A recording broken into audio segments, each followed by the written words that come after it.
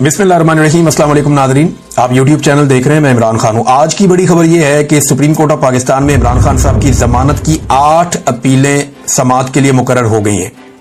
ये जो 8 अपीलें समाअत के लिए मुकर्रर हुई है ना, ये चीफ जस्टिस याया अफरीदी सुनेंगे, पाकिस्तान सुप्रीम कोर्ट के चीफ जस्टिस, और उनके साथ एक और मुअज़्ज़िज़ जज जस्टिस मोहम्मद शफी सिद्दीकी साहब। ये 2 रुकनी बेंच ये इमरान खान साहब की अपीलें सुनेगा। ये केस बड़ा इंटरेस्टिंग है और ये केस है 9 मई के हवाले से, और ये सलमान सफदर साहब इमरान खान साहब के वकील हैं, उन्होंने ये case supreme court of Pakistan में दायर किया हुआ है। इसमें जरा आप समझें, 9 मई को हुआ ये था कि इमरान खान साहब को गैर कानूनी तौर पे इस्लामाबाद हाई कोर्ट के अहाते से, जो पुरानी वाली बिल्डिंग थी, वहां से शीशे तोड़ के, दरवाजे तोड़ के रेंजर्स ने गिरफ्तार कर लिया था।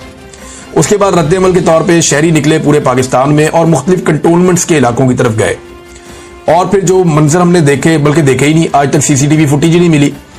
और कई लोग ये कहते हैं कि हम जब पहुंचे तो पहले ही तबाही हो चुकी थी।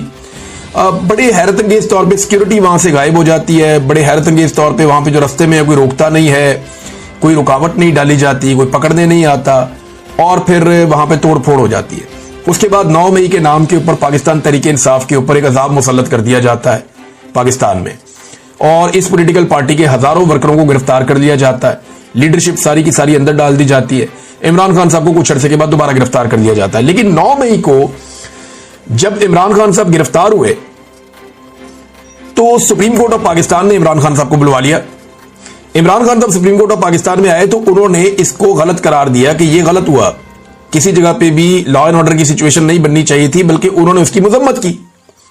लेकिन साथ ही इमरान खान साहब ने कहा कि मैं तो गिरफ्तार था, मैं अंदर मौजूद था। अब एक आदमी अंदर था तो वो उस जुर्म के लिए कैसे जिम्मेदार हो सकता है? तो इसमें सुप्रीम कोर्ट ऑफ पाकिस्तान ने इमरान खान साहब की 9 मई की गिरफ्तारी को गलत करार दिया था, और यह कहा गया था इसके ऊपर इंक्वायरी की जाएगी। और जो हाई कोर्ट है इस्लामाबाद की, उन्होंने भी कहा था इसके ऊपर इंक्वायरी करेंगे। अब इंटरेस्टिंग बात यह है कि 9 मई के लगभग 2.25 साल के बाद यह केस वापस जा रहा है सुप्रीम कोर्ट ऑफ पाकिस्तान में। अब वही चीफ जस्टिस ऑफ पाकिस्तान है वो चेंज हो गए हैं। इसके बाद एक और चीफ जस्टिस आया, फिर एक और बंदयाल साहब थे, फिर कादी साहब आए, और अब याया अफरीदी साहब हैं। अब उनके सामने मामला जाएगा तो वकील पहले तो यह मामला उठाएगा, जनाब इमरान खान को 9 मई को गिरफ्तार किया गया हाई कोर्ट इस्लामाबाद के अहाते से, गैर कानूनी गिरफ्तारी थी, और सुप्रीम कोर्ट ने अपने ऑर्डर में कहा था कि यह गैर कानूनी गिरफ्तारी है, इनको रिहा किया जाए। तो पहले तो आप यह बताएं कि जनाब वो गैर कानूनी गिरफ्तारी के ऊपर अब तक क्या एक्शन हुआ। इस्लामाबाद हाई कोर्ट से भी पूछा जाएगा, जनाब आपने 2.25 साल में कौन सा इंसाफ फराहम किया कि जिन लोगों ने इमरान खान साहब को, साबिक वज़ीर आज़म को घसीट के गैर कानूनी तौर पे टॉर्चर करके गिरफ्तार किया, जिन मनाजर की वजह से पूरे पाकिस्तान में आग लगी, वो लोग जो रिस्पॉन्सिबल है वो कौन लोग हैं और ये किसने किया था? एक तो मामला ये उठेगा।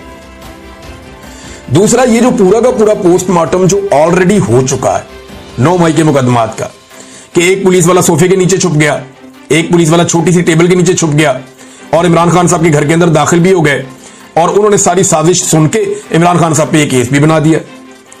अब उन पुलिस वालों को साबित करना पड़ेगा। मेरे ख्याल में सलमान जो साहब जो हैं, सलमान सफदर साहब, उन्हें चाहिए कि इमरान खान साहब के जमान पार्क वाले घर से वो सोफा और वो छोटी टेबल, ये दोनों चीजें उठा के सुप्रीम कोर्ट ऑफ पाकिस्तान में ले जाके चीफ जस्टिस ऑफ पाकिस्तान के सामने रख दें, और उन्हें कहें सर ये वो टेबल है और ये वो सोफा है, ये 2 पुलिस वाले इनको कहें इनके नीचे छुप के दिखाएं, ताकि हम देखें ये इनके नीचे कैसे छुपते हैं। प्रैक्टिकली जरा उन्हें कहें छुप के दिखाएं, सारा केस वहीं खत्म हो जाएगा। नंबर 1, यानी जो टेबल वहां पड़ी हुई थी ना, वो टेबल उठाएं और उठा के ले जाके वहां रख दें कि जनाब ये वो टेबल है जो इमरान खान साहब के वहां पे कमरे में, बेशुमार वीडियोस है ना, तो वो सारी टेबल्स नजर आती हैं। रोजाना वीडियोस बनती थी, वहां पे लोग अंदर आते थे अपने मोबाइल से, दूसरे भी वीडियो बनाते थे, वो कैमरामैन भी था, वो सारा फिल्माया हुआ वो जगह। वो जो वहां पे टेबल्स थी वो ले जाके सुप्रीम कोर्ट ऑफ पाकिस्तान में रखें, और पुलिस वाले को बुलाकर कहेंगे जनाब इसके नीचे घुस के आप दिखाएं, छुप के दिखाएं। अगर ये छुप गया तो ठीक है।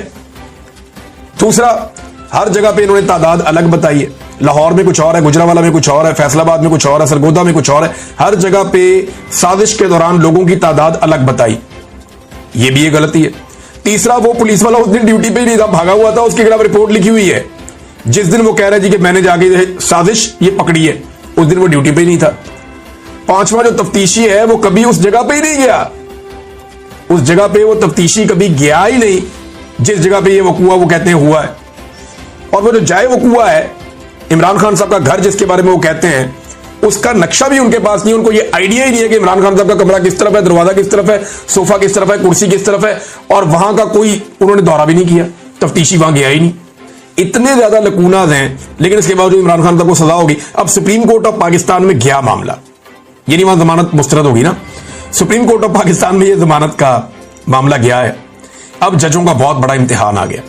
ये जब भोंडा तरीन तारीख का केस जजों के सामने आएगा तो देखते हैं सुप्रीम कोर्ट ऑफ पाकिस्तान का एक बहुत बड़ा इम्तिहान है, या अफरीदी का कि वो इसमें इंसाफ दे पाते हैं या नहीं दे पाते, क्योंकि इसी सुप्रीम कोर्ट से ये सारा मामला शुरू हुआ था, इसी सुप्रीम कोर्ट में ये सारा मामला वापस आ गया है।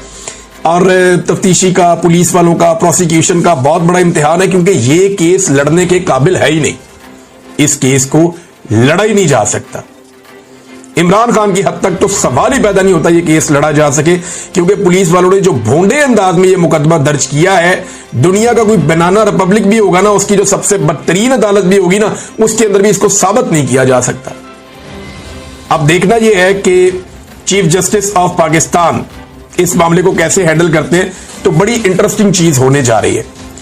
नंबर 2, वजीर आला खैबर पख्तूनख्वा के जो बड़े सख्त बयान आए थे, उन पे हुकूमत का रद्द-ए-अमल आया। राणा सनाउल्लाह साहब ने कहा खैबर पख्तूनख्वा में वादी तीरा के इंसिडेंट से पहले जो वादी तीरा के अंदर कत्लो गारत गिरी हुई है, बच्चों की शहादत के बाद लोग एहतजाज करने के लिए निकले, फिर उनके ऊपर स्ट्रेट फायर कर दिया सिक्योरिटी फोर्सेस ने बकौल पाकिस्तान तहरीक इंसाफ की गवर्नमेंट के, और जब उनके ऊपर स्ट्रेट फायर किया गया तो उसमें लोग शहीद हो गए और हालात बड़े खराब हो गए।